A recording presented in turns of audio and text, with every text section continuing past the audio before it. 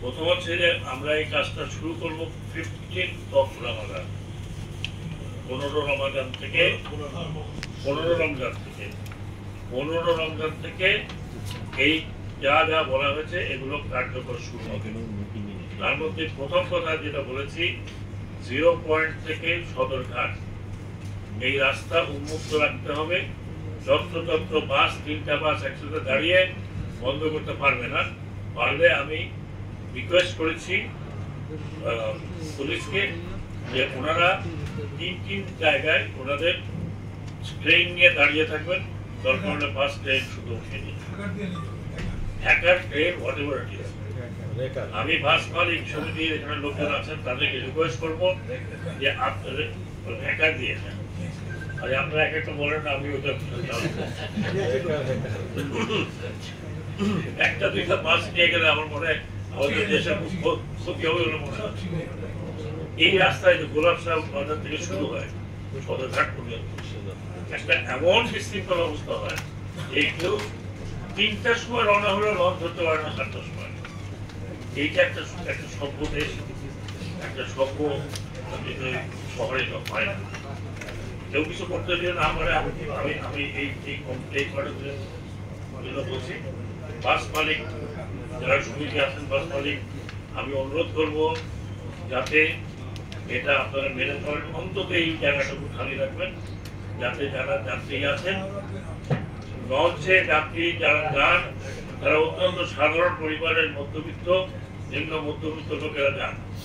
তাহলে যাদের গাড়ি আছে তারা আজকাল 50 সেতুর উপর দিয়ে 700 টাকা করে দিয়ে তো আগেই চলে যাবে, বাসও যাবে। এটা হলো নাম্বার 1। নাম্বার 2 হচ্ছে কোনো সিরিয়াল ব্রেক করা যাবে না।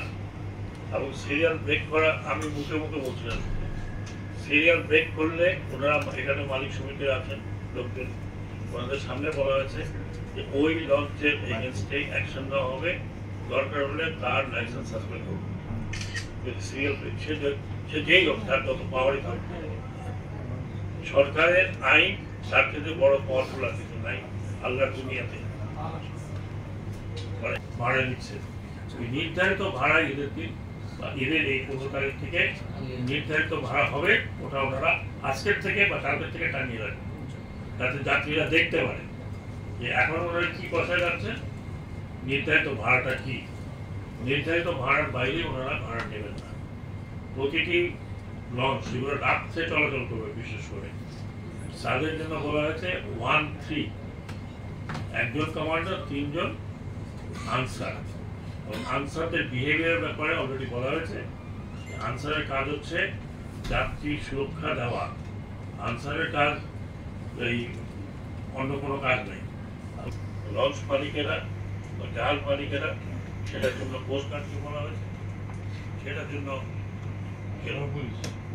নৌ পুলিশ, এবং আমি নৌবাহিনীকেও অনুরোধ করেছি এইটা চলে যাবে নৌবাহিনীর কাছে, কারণ নৌবাহিনীকে অ্যারেস্টের ক্ষমতা দেওয়া আছে, তো ওনাদের কাজ করবে।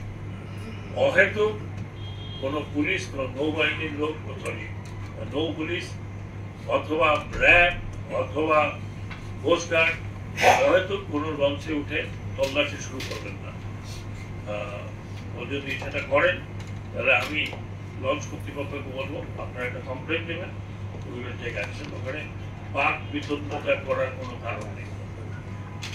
আর ঘাটগুলোতে স্বচ্ছন্দে যাত্রীরা যাতায়াত করতে পারে, সেই জন্য ঘাট যেহেতু ইজারা দেওয়া হয়েছে তাদেরকে বলা হয়েছে, এবং ইজারাদারকে বলা হয়েছে তিনি যে লোকজনকে আমার ফার্দার দিয়েছেন মালপত্র নেওয়ার জন্য, বা যেটাকে আমরা বলি সাধারণত পোর্টার বা কুলি, তাদের ইউনিফর্ম থাকতে হবে, তাদের নেম প্লেট থাকতে হবে। যদি না থাকে সেই ইজারাদারের বিরুদ্ধে অ্যাকশন হবে।